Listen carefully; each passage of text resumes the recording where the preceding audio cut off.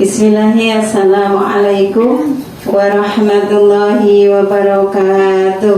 Waalaikumsalam warahmatullahi wabarakatuh. Alhamdulillah. Alhamdulillahirabbil alamin. Asyhadu alla ilaha illallah wahdahu la syarikalah wa asyhadu anna Muhammadan abduhu wa rasuluh. Rabbi shrah li sadri wa yassir li amri wahlul 'uqdatam min lisani yafqahu qawli. Amin. Alhamdulillahirabbil alamin.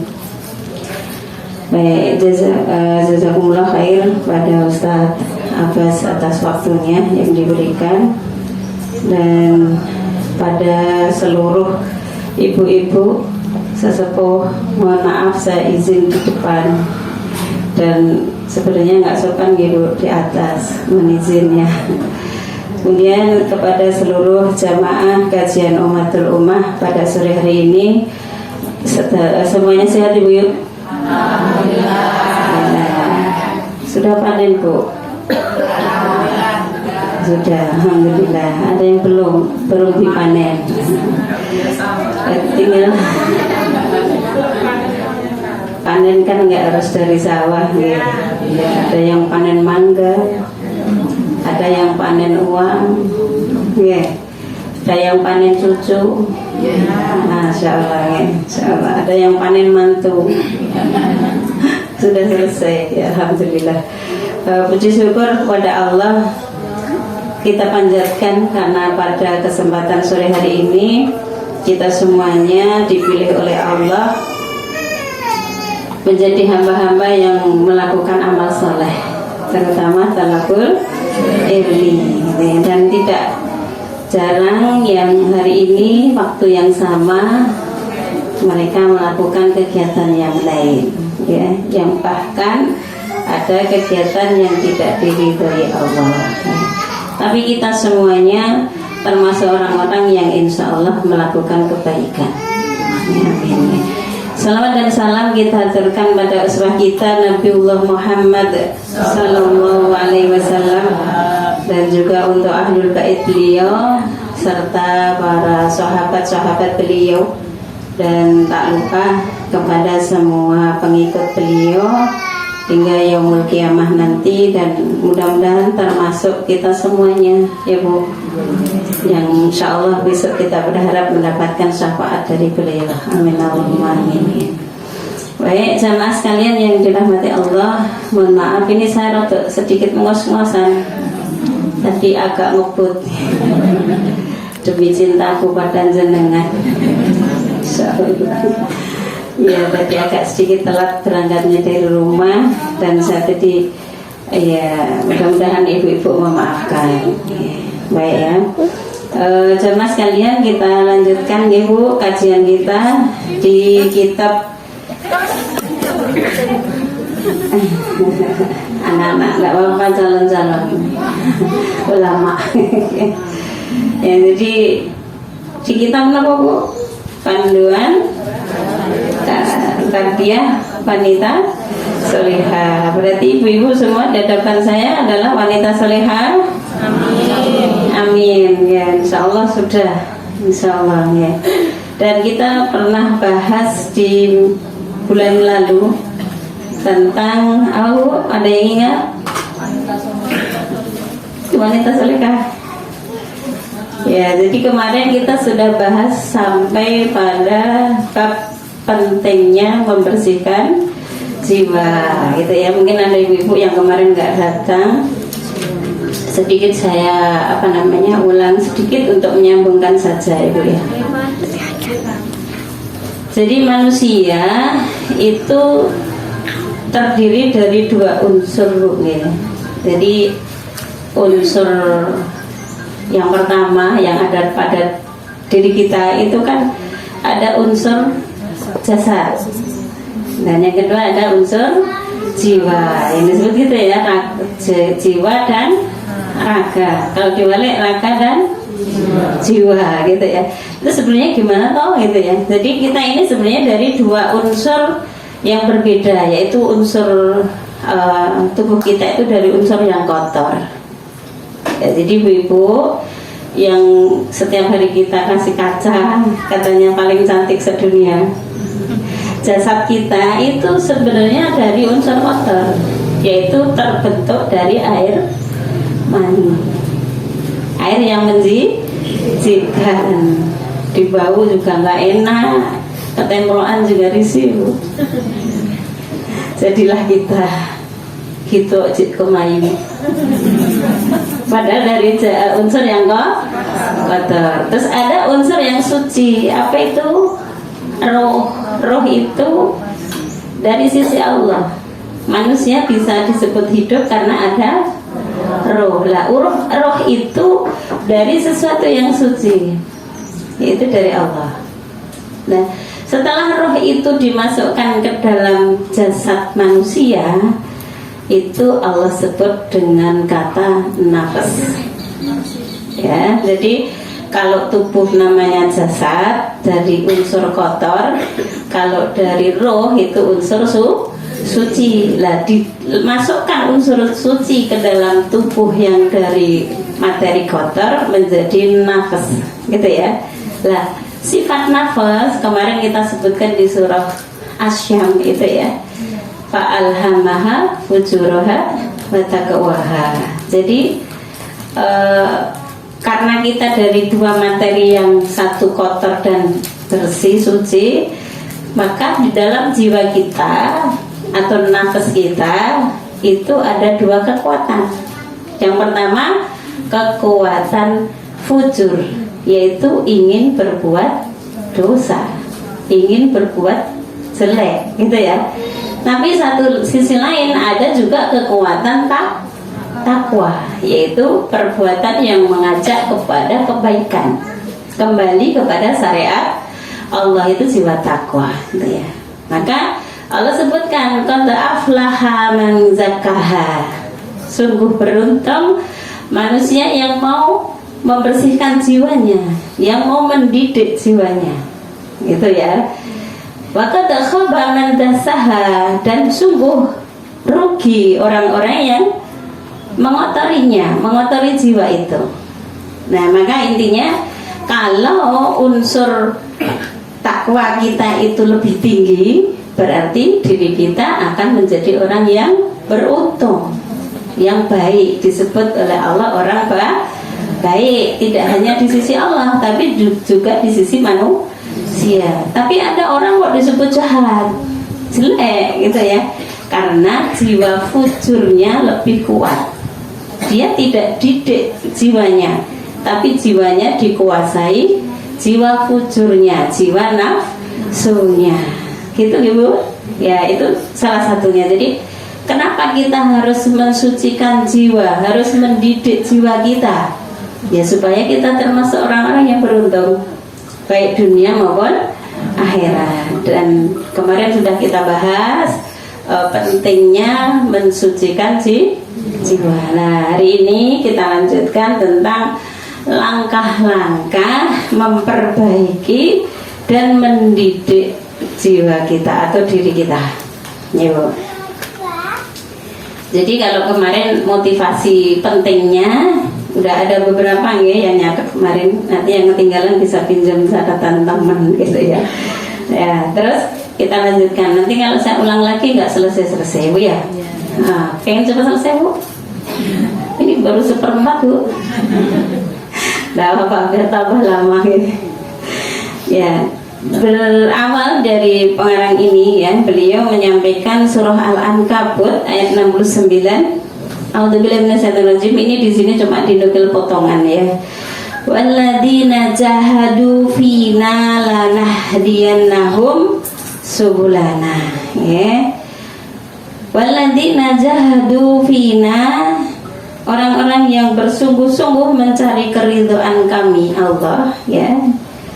Lanahdiyannahum subulana, benar-benar akan kami tunjukkan kepada mereka jalan-jalan kami. Artinya hanya orang-orang yang punya kesungguhan, sing tenanan, gitu ya, Bu, yang punya keinginan untuk apa istilahnya, mencari ridhonya Allah, ada orang kok sungguh-sungguh menunjukkan kepingin mendapat ridha Allah, maka Allah akan tunjukkan jalan yang lurus yang ingin mereka raih, yaitu akan ditunjukkan jalan doa, gitu ya. Ibu itu hanya sebagai pengantar, ya. Kemudian beliau menyampaikan begini, kebahagiaan seorang muslim baik di dunia maupun akhirat itu tergantung sejauh mana ia didik, ia sucikan serta bersihkan dirinya dari penyakit. Jadi manusia muslimah terutama, ini kenapa pelajarannya muslimah ya, karena banyak muslimah ini yang terjerumus ke sini. Kita ini akan meraih kebahagiaan dunia atau akhirat itu tergantung dari usaha kita, mau nggak mendidik jiwa kita, mau nggak bersihkan jiwa kita itu. Sebaliknya, ketika kita akan mengalami sengsara kehidupan di dunia atau akhirat, itu juga karena kita lalai mendidik atau bahkan sering mengotori jiwa kita, gitu ya Bu. Jadi sepakat ya, ini ibu-ibu jamaah semuanya siap mendidik jiwanya masing-masing, karena kita insya Allah yang kita raih adalah ridho Allah, bukan ridho yang lain, Bu. Untuk apa kita hidup di dunia kalau nggak dapat ridhonya Allah? Karena kalau di dunia ini kita tidak mendapatkan ridho Allah, maka kerugiannya seumur hidup. Kalau kita sudah mati, besok nggak ada kesempatan, nggak bisa menambah amal. Maka alhamdulillah sampai hari ini kita masih hidup dulu ya. Semuanya masih hidup, alhamdulillah, gitu ya. Artinya Allah masih beri kesempatan. Baik. Terus langkah apa yang harus kita kerjakan untuk mendidik jiwa kita? Yang pertama yang harus kita lakukan adalah taubat. Apa Bu? Taubat. Ya, saya akan sampaikan dulu beberapa pengertian taubat menurut para salafus saleh. Yang pertama oleh Syekh Abu Bakar Jabir Al-Azairi hafizahullah. Ya. Dari Syekh Abu Bakar Jabir Al-Jazairi hafizahullah, beliau mengatakan yang disebut taubat itu meninggalkan segala bentuk dosa, meninggalkan segala bentuk dosa dan maksiat,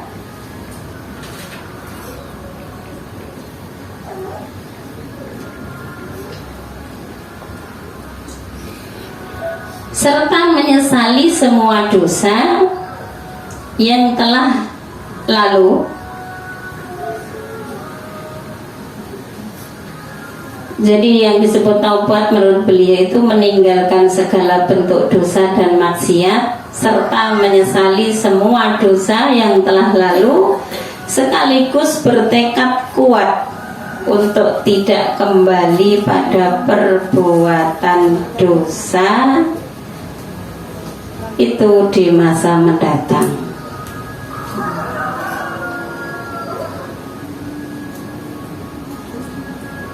Ini yang sering disebut dengan taubatan nasuha. Jadi apa? Pertama, dia meninggalkan dosa yang telah pernah dia perbuat, tidak dilanjutkan, ya. Kemudian yang kedua, menyesali perbuatan yang telah dilakukan dan berjanji untuk tidak mengulangi perbuatan dosa. Ya. Di sini disebutkan dalam surah At-Tahrim, surat nomor 66, firman Allah ayatnya ke-8. Ya. Juga di dalam surah An-Nur ayat 31. Nanti ada Yakub. A'udzubillahi minasyaitonirrajim. Ya ayyuhalladzina amanu tubu ilallahi taubatan nasuha asa rabbukum ayyukaffiru ankum sayyi'atikum wa yudkhilakum jannatin tajri min tahtihal anhar. Nah, diteruskan nanti sendiri ya. Ya ayyuhalladzina amanu, wahai orang-orang yang beriman. Ya, ini semua ibu-ibu jamaah semua beriman. Insyaallah beriman ya. Tubu ilallahi taubatan nasuha. Ya, bertobatlah kepada Allah dengan taubat yang sebenar-benarnya. Asa rabbukum ayyukaffiru ankum sayyi'atikum ya. Mudah-mudahan Allah Rabbmu akan menghapuskan dosa-dosamu dan wa yudkhilakum jannatin tajri min tahtihal anhar, dan akan memasukkanmu ke dalam surga yang surga itu di bawahnya mengalir sungai. Ya Masya Allah ya. Ini perintah Allah. Jadi taubat itu juga diperintahkan oleh Allah karena Allah tahu, karena Allah yang menciptakan manusia ya. Kemudian di dalam surah An-Nur juga ini potongannya di penghujung ayat ya Bu, ayatnya 31. Wa tubu ilallahi jami'an ayyuhal mu'minuna la'allakum tuflihun, dan bertaubatlah kamu semua kepada Allah wahai orang-orang yang beriman, la'allakum tuflihun, agar kalian termasuk orang yang beruntung ya. Jadi orang bertaubat itu beruntunglah. Beruntungnya di mana? Nanti insya Allah kita sedikit bahas ya. Nah, kita lanjutkan dulu. Ini menurut Umar bin Khattab dan Ubay bin Ka'ab ya, radhiyallahu anhu.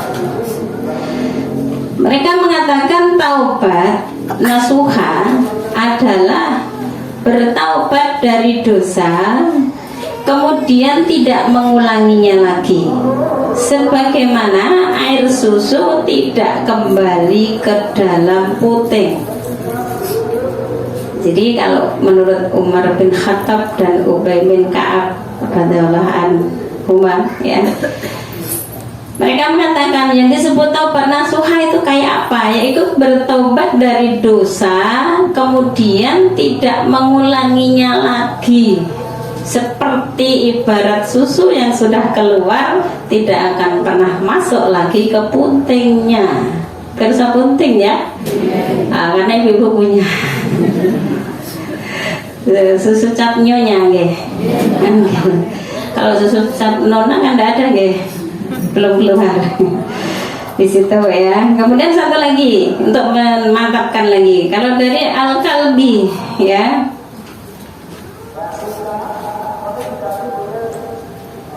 beliau mengatakan istighfar dengan lisan, menyesal dengan hati, dan menahan diri dengan kedua tangan. Ini makna taubat menurut beliau Al-Kalbi ya. Jadi yang disebut taubat itu gimana?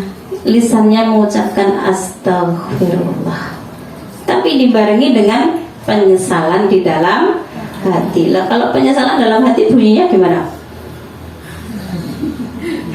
Gelo itu loh Bu, gelo. Jadi gelo itu gelu sekali. Kok aku tadi gini ya Allah, astagfirullah gitu ya. Orang kok astagfirullah tapi terus astagfirullah gitu, tapi lanjut. Nah beda, itu namanya hatinya nggak nyesal ya. Jadi hatinya gelayo. Tidak semua bahasa Indonesia bisa Jawa di bahasa Indonesia kan ya Bu. Kalau orang Jawa itu kan lengkap ya, jadi beda dengan bahasa Indonesia tuh ya hampir mirip lah, beda dikit gitu. Kalau bahasa Inggris lebih umum lagi gitu dah. Bahasa Jawa ki gelo, naik gelo banget gelu. Bahasa Indonesia nya apa gelu? Jelas sekali gitu. Malah maknanya jadi salah ya Bu. Jelas sekali itu berarti kan menyesalnya cuma sekali. Nanti maknanya jadi kapok lombok. Beda ya? Kapok lombok kan? Apa? Kapok tapi diulang terus. Nyambel bawang wis pedes. Oh kapok aku kapok. Tekne segelas gitu. Lah apa mau perut wis kenyang kok. Biasanya ibu sama itu terus ke bulan timbul bersama itu sampai kepedesan. Bilang kapok tapi besok ngajak malah. Besok lagi ya gitu. Kapok lombok. Insyaallah. Itu definisi taubat gitu ya. Nah, kemudian dari bab taubat ini ada beberapa hal yang akan kita pelajari Bu ya. Jadi itu tadi definisinya hampir sama ya. Hampir sama. Jadi taubat itu intinya ya kita menyesal dengan mengucapkan istighfar gitu yang banyak, kemudian hati sertai hatinya itu menyesal sekali dan tidak akan mengulang lagi. Intinya seperti itu disebut taubatan nasuha. Baik ya. Baik, kita akan bahas tentang taubat itu sendiri. Ada beberapa hal yang perlu kita pelajari biar kita nggak salah paham. Sing darani taubat kok koyo pikiran kita itu sing kudu taubat itu sing dosane gede-gede itu. Kita kan nggak punya dosa, Ibu. Punya nggak, Bu? Oh iya. Yang mana yang punya? Oh, semua. Loh, saya tuh pernah ketemu ibu-ibu tuh nggak merasa dosa loh. Iya, biasanya gini, Mbak, lah aku jadi orang itu kurangnya piye ta? Aku jadi wong wedok kurangnya apa to? Wis golem aku tak itu wis bau saya masa tak rewangi ngomong nang surang meneri bayar tak wangi tak rewangi buru biarang wangi ya cuk gelem ngono kok biarang lho kurang ngono. Jadi beliau itu nggak pernah merasa salah, perasaannya itu sangat berjasa dan terbebani gitu ya. Saya salah kok bojone tok. Sini ya enten itu. Kenapa nggih? Tuh gini ya. Mudah-mudahan tobat. Sesuai bahasan kita. Tahu? Bapak. Kadang-kadang kita itu merasa tidak pernah dosa. Terus orang itu kalau mendengar istilah tobat itu kayak koyo kudune sing itu dilakukan para koruptor, tukang mabuk berat, nek gur mabuk didik nggak perlu gitu ya. Suka mencuri, merampok tuh harusnya tobat gitu ya. Nah, sedangkan kita yang tidak kelihatan dosanya terus merasa tanpa dosa. Mari kita buktikan apakah kita punya dosa gitu. Bab taubat yang pertama ini kita ada belajar dulu tentang anjuran taubat, gitu. Tadi selain ayatnya Allah tadi itu merupakan anjuran taubat, perintah taubat, gitu. Kemudian yang kedua di hadis Rasulullah SAW, ya. Kalau tadi di ayat Al-Quran yang kita baca dua ayat tadi surah An-Nur sama surah apa tadi Bu? At-Tahrim ya, surat 66 dan surat 21 tadi. Kemudian yang kedua ini anjuran taubat dari Rasulullah SAW. Yang pertama dari riwayat Bukhari dari Abu Hurairah radhiyallahu anhu bahwasanya Rasulullah bersabda, wallahi inni la astaghfirullah wa atubu ilaihi fil yaumi aktsara min sab'ina marrat. Gitu ya. Wallahi demi Allah, ini sungguh aku li astaghfirullah, aku beristighfar, bertaubat ya, wa atubu ilaihi, dan bertobat kepada Allah fi yaumi, setiap hari gitu ya, sehari aksara min sab'ina marrat ya, lebih dari 70 kali. Masya Allah Bu, Nabi loh, Nabi itu manusia yang maksum loh Bu. Maksum itu apa Bu? Terjaga, bukan terbebas, terjaga dari dosa. Beliau orang paling mulia yang dijamin masuk surga, dan dia pantas kalaupun tidak tobat tetap dia masuk surga, udah dapat jaminan.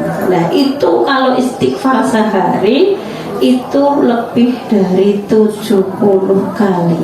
Lah kita berapa, Bu? Kita dosanya banyak enggak? Pernah dihitung? Sakit banyaknya nggak bisa ngitung. Lagi Bu, pokoknya banyak loh nggih. Ini kalau tuh mikir sing diwa ya. Kita itu kadang sih sombong gitu, kayak kurdilah gitu. Manusia yang maksum saja istighfarnya, minta ampunnya kepada Allah itu lebih dari 70 kali. Ya berarti kita yang dosanya banyak harusnya lebih. Kira-kira ibu sanggup berapa kali sehari? Aku udah istighfar terus ya, yakin kan jenengan dari sholat mesti istighfar. Paling enggak setiap habis sholat wajib itu 5 kali kali 3 kali. Berarti pakai 15 dong. Lah tekan kita pulang niku udah demimil Mbak lah gitu. Lah kan ibu-ibu niku nek demimil niku jago. Astagfirullah itu nggih. Lah daripada jenengan karo muring-muring. Itu kan astagfirullah gitu ya. Astagfirullah itu lama-lama kan tadi nih wajahnya kedetut, lama-lama tambah stres, tambah fresh, tambah glowing gitu. Gitu. Maka budayakan istighfar lebih banyak. Itu ya Bu, itu syariat dari Allah dan Rasulnya. Padahal kalau kita taat sama Allah dan Rasulnya, kira-kira beruntung atau rugi? Iya, kalau ingin mendapat ridha Allah berarti lakukan sebagaimana yang dicontohkan oleh Rasul. Kata apa istilahnya, Rasulullah itu dibuat oleh Allah sebagai contoh. Kalau beliau itu mencontohi kita setiap hari. Lah kok Rasulullah itu dijamin masuk surga istighfar toh, Pak? Ya karena beliau mencontohi. Jadi bukan beliau terus nanti nggak mau beristighfar, kan sudah dijamin masuk surga. Lah ini kalau ibu-ibu meriki, saya kira ya wis males. Ya gurnek kober karo eling wong wis dijamin masuk surga. Gitu. Nggih, males daftar. Kemudian di hadis yang lain dari riwayat Muslim ya, Rasulullah SAW beliau bersabda, ya ayuhan nas tubu ilallah wastaghfiruhu fa inni atubu fil yaumi mi'ata marrat. Ya, wahai manusia, bertaubat dan beristighfarlah kepada Allah. Fa inni, sungguh aku atubu fil yaumi mi'ata marrat. Aku bertaubat dalam sehari 100 kali. Pokok lu akeh. Kan kita batine mbok nyontone iki mawon 170 ku sak petuk sekarang 100 kali. Abet no pendeng, Bu. Aduh, Bu. Istighfar 100 kali abet no pendeng. Pokoknya semua ngantuk-ngantuk. Kayak ibu-ibu tuh ngantuk-ngantuk, paham gitu. Ternyata nggak balik khusuk gitu. Ayo tes kekhusukan, Bu. Halo, semangatnya mana? Oh semangat, kudunya tega orang ngono ya. Mana semangatmu gitu ya? Nah, jelas TPA. Murid TPA. Ya. Istighfar 100 kali berat apa ringan? Ringan, insyaallah. Bu Ebet godaan pendapat. Sekali lagi, 100 kali setiap hari istighfar ringan atau berat? Ringan. Mantap, Bu. Ringan atau berat itu tergantung kebiasaannya. Kalau kebiasaannya ya ora tau istighfar, oke muring-muringe. Berat tuh. Nggih, karena pakulinan. Ngaten nggih? Nenek terbiasa jadi ringan. Jangan ketemu napa wae pokoke istighfar. Nggih istighfar. Lah, karena kuntur ya istighfar, nggih istighfar astagfirullahaladzim. Loh, kok malah senyum, Bu? Iru garwane kon dari istighfar, jangan sampai salah sikap. gitu. Engko nek salah sikap pulangnya sedih lu balik lu meleh.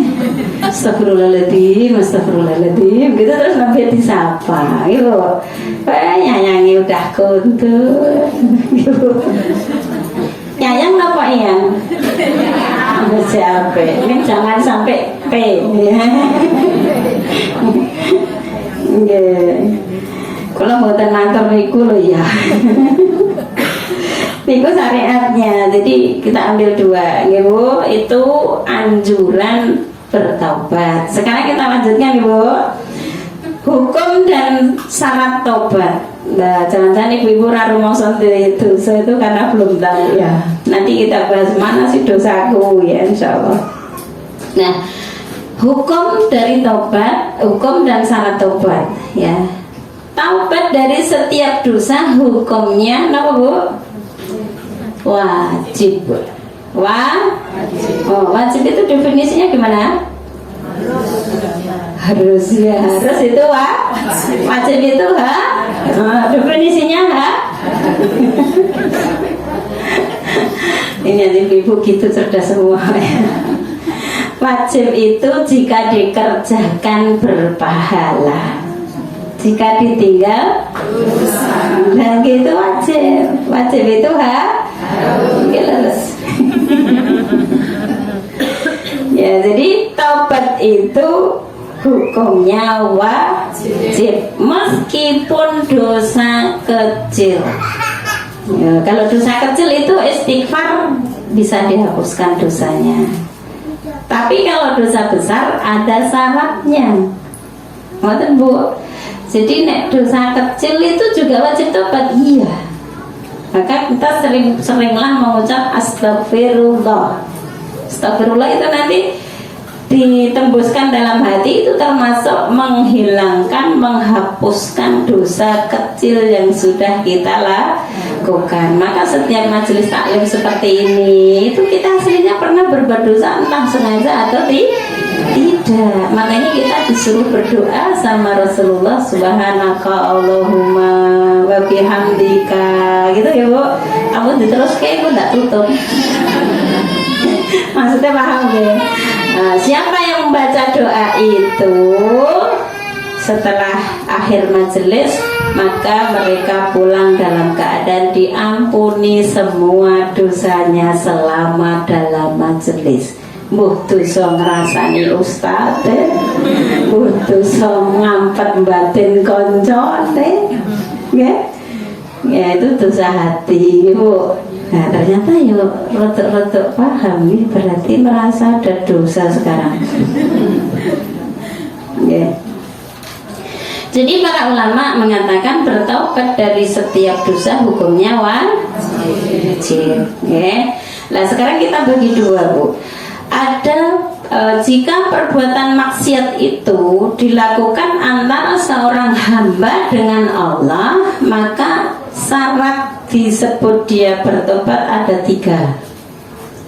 Jadi ada dua jenis dosa yang cara tobatnya beda. Ya. Yang pertama, dosa yang dilakukan seorang hamba kepada Robnya, maka syarat tobatnya ada 3. 1, hendaknya ia melepaskan diri dari maksiat itu, artinya tidak melakukan maksiat lagi. Ya. Yang sudah dilakukan ditinggal, itu melepaskan diri. Itu tadi yang definisi taubat dan nasukan ya. Yang kedua, menyesal atas perbuatannya. Yang ketiga, bertekad untuk tidak mengulanginya selama-lamanya. Itu syarat tobat ketika seorang hamba melakukan dosa kepada Allah. Contoh dosa syirik, kalau tobat diampuni dosa suudzon sama Allah ya. Pak intinya yang kaitannya dengan Allah saja dan tidak melibatkan manusia. Memang kalau berbuat dosa berkaitan dengan manusia itu lebih ruwet Bu, lebih ruwet prosedurnya. Okay. Nah kenapa begitu? Lebih ruwet kalau sama Allah tuh, ya Allah hamba bertobat, ya Allah gitu ya, ampuni dosa hamba, Allah berikan tobatnya. Karena Allah itu Ghafurur Rahim. Lebih mudah, prosedurnya lebih mudah. Kalau prosedurnya dari manusia tuh kok kan syarat. Yo tak aku neng seseorang tuh ngene lho yo, terus seseorang aku ngene lho yo. Nah itu kan syarat nek wong niku. Lampun nek iso niku ampun gawe dosa kali sesama manusia ruwet. Nek sama Allah itu mudah, gitu. Nggih. Nah, kemudian yang kedua jenis dosa ya atau maksiat yang berkaitan dengan sesama manusia, maka syaratnya ada 4. Loh, nek sama Allah itu hanya 3. Kalau sesama manusia ada 4. Contoh, jenengan nate mendhet barange tanggane. Apa ya kira-kira? Nek belum kita apa ya Bu? Pas tanggone tindakan terus jenengan mendhet barangnya tanggone ning mboten keperluan. Niku ra keperluan niku dosa apa tidak? Nah, meskipun enggak keperluan kan malaikat sudah mencatat ya. Nah, nek dosane berkaitan kalih manusia itu ada 4 syaratnya baru disebut tobat. Yang pertama ya tadi 1, 2, 3 sama. Itu tidak mengulangi perbuatan dosa itu lagi, menyesal dalam hati, berjanji tidak mengulanginya, ditambah 1 ya, 1 apa itu yang keempat ya, yaitu jika berupa harta atau sejenisnya ia harus mengembalikannya. Yang kedua, jika berupa hak atau melontarkan tuduhan atau fitnah ya, maka ia menyerahkan diri atau meminta maaf kepadanya yang dituduh tadi ya, baik berupa ghibah atau ia harus meminta kerelaannya. Mulane jenengan disarekake kon halal bihalal ya. Nek entek ajeng minta maaf isin mboten ya Bu ya. Mboten. Ini mau sing isin nggih kathah niku. Kan dadi mau ning mboten weruh dadi bodhe ten mriki badhe matur. Napa kula pun ngrasani jenengan. Oh lah. Lah dilapor itu malah dadi nesu kok wone ra nesu berat mboten kalau wong niku. Lebih berat. Kula nyuwun pangapunten. Kenapa lebih berat? Karena begini Bu. Misal si A kali si B, kok nak tak jenenge wong kok ndak ya nek sing padha. Sing mboten enten jenenge mriki Bu sinten. Enten A kali B, A niku sinten wilanan, kali B ngrasani C. Kan nggih? B tak kandhani ya, ning aja crita karo kancane. Aku guru ngomong apa eneke ra ngrasani. Si C nggih ingi kae, aku ki ngerti dhewe. Goncengan karo wong lanang.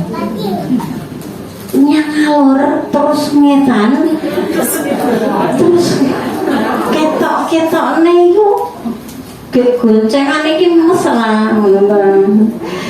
Lah terus ternyata sing oh iya kayak padahal bojone lunga lho kuwi. Nek Surabaya ya lha kok bojone bali ora lagi mangkat tok. Lah terus kok jek jojongan ketoke iya kali do digosipe jare duwe kae lho. Eneng seseorang pil kae lho. Besok pil. Ini bukan pria idaman lahir. Lah niku terus bar niku matur ngoten niku dhek gelo. Wengine niku kok aku ya ndak ngrasani to. Nah, terus si B niki wae jak cerita ketemu D. Tak kandhani nek aku gur ngomong karo kowe tok. Aku mau diceritani si C iki jarene ngene. Ngoten nggih. Gur lagi tekan D. Lah si awau kepikiran istighfar, aku mau berpengajian dikandani kon tobat, aku sadurunge engko dosa aku nyebar, aku njuk minta maafnya nggone si B. Apa? Aku njaluk maaf tenan ya, kowe aja cerita wong liya, aku wis nyesal tenan. Aku ora ngrasani nek ya kowe minta maaf karo si C lek rasane si C kok ngono nggih. Yo aku nek aja tenan ya, stop ya, aja omong ya ngoten. Yo aku ya tobat, ngoten nggih. Si A karo si B pun ajeng tobat. Terus nyanggone si kok si C mau. Si A kali si B ajeng tobat tanggane si C. Aku njuk maaf ya, aku nggak ngerasane kowe, tolong dimaafke lah, aku senengane ya seudon rakku tolek. Itu nggih. Ya wis tak maafkin, aja dibaleni nggih. Apa cukup sampai situ? Enggak. Apakah ada jaminan si D ini nggak cerita lagi? Cerita, wong sing tobat Qur'an kali B kok. Si D iki yo terus cerita, tak kandhani ning aja ngomong. Akhirnya sandosa kabeh. Lah dosane gibah, fitnah itu kenapa berat? Karena nggak bisa berhenti. Terus nyebar. Padahal kadang-kala niku pun boten nenten buktine. Niku bahayane bisa. Maka urusan dengan manusia ini lebih berat. Nek urusan sama Allah kan cuma kita sama Allah yang tahu. Allah ampuni karena Allah Maha Pengampun. Tapi keburukan teman kita ketika sudah tersebar di kalangan masyarakat itu akan mematikan karakter orang niku. Jadi padahal itu nggak terbukti, tapi semua orang ketika ketemu si C itu melihatnya dengan mata sebelah. Maksudnya orang pincer. Maksudnya gitu terus ketok miring, kok miring.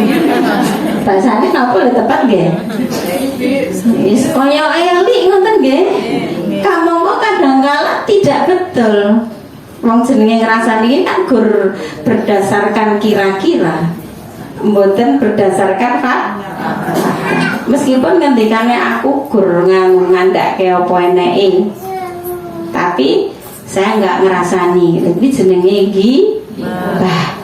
Nah kalau mengatakan sesuatu yang ada faktanya itu gibah. Kalau nggak terbukti namanya fitnah. Maka sering ada istilah fitnah lebih kejam daripada nek dipateni kan pun nilang eleke saka muka bumi. Nek fitnah ijuk mau aku beritane tekan pundi-pundi. Ngoten nggih. Insyaallah. Nih maka kalau bisa kita mencoba menghindari tidak bermasalah dengan manusia meskipun terus berbuat salah. Tapi jangan disengaja, nggih Bu. Nggih, meskipun di bawah. Ya, syaratnya berarti ada pinten? 4. Kalau berupa barang dikembalikan pada yang punya. Kalau berupa tuduhan berarti dia harus meminta maaf dan menyerah padanya untuk dimaafkan.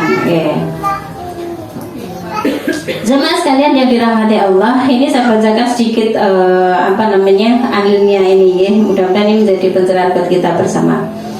Taubat wajib segera dan terus dilaksanakan, karena seorang manusia tidak akan pernah lepas dari maksiat. Nih nanti kita biar tahu bahwa kita itu mesti berbuat dosa, maka disebut menungso, menus sing oka dosa, okean dosa, ngaten nggih. Niku kirangan sinten sing ngate.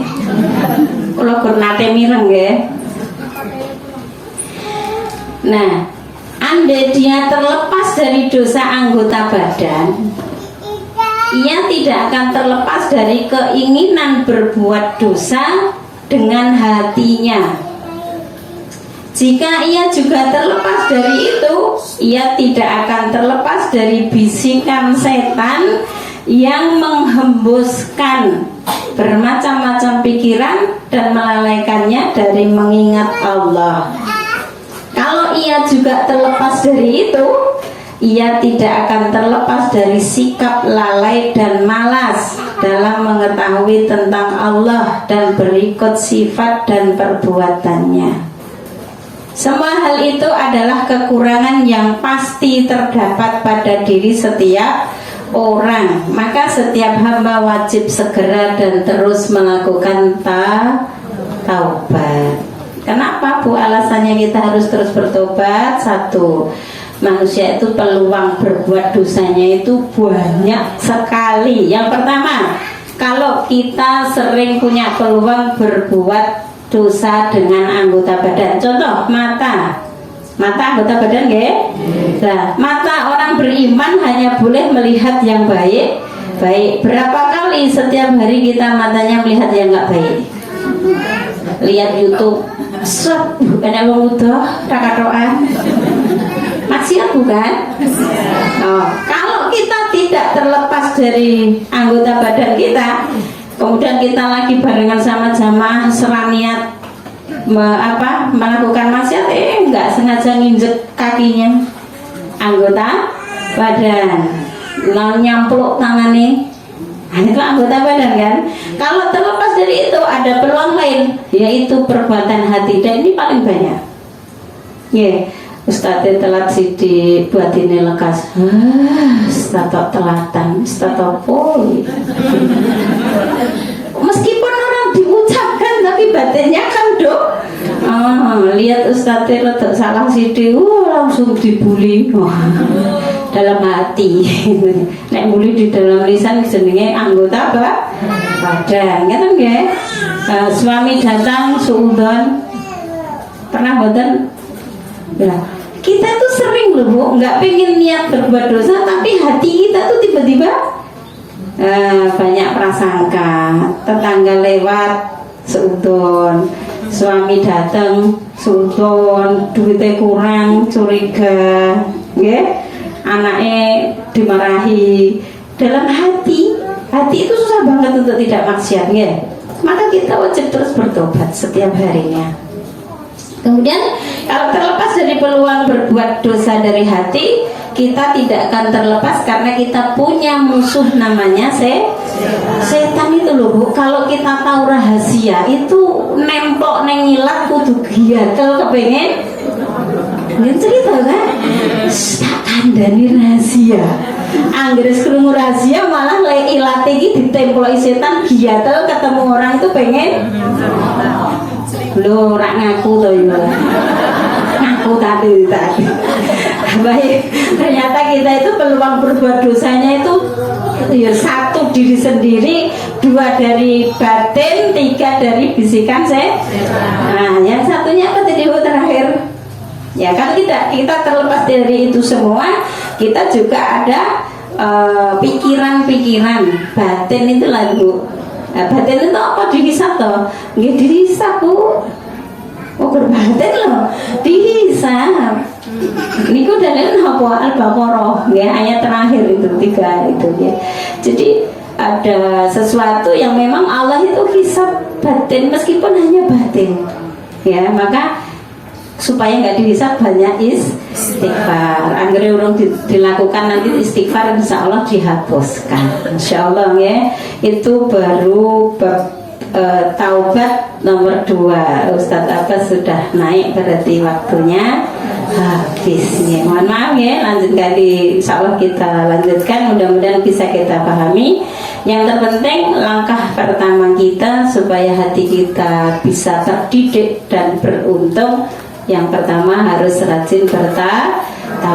Karena bagaimanapun juga kita mesti setiap hari punya peluang berbuat dosa anggota badan, dosa batin, dosa bisikan setan, ataupun dosa pikiran-pikiran kita. Itu yang akan menyebabkan sakitnya hati kita, sakitnya jiwa kita. Maka organ cepat terkotori adalah hati. Nah, insya Allah itu yang bisa kami sampaikan sore hari ini. Mudah-mudahan manfaat, mudah-mudahan ya, dan kita selalu diistiqomahkan oleh Allah dalam melazimi majelis ilmu setiap sore, Ibu. Ya, kemudian kalau ada kesalahan itu datangnya dari saya pribadi, mohon dimaafkan. Astagfirullah li wa lakum. Assalamualaikum warahmatullahi wabarakatuh.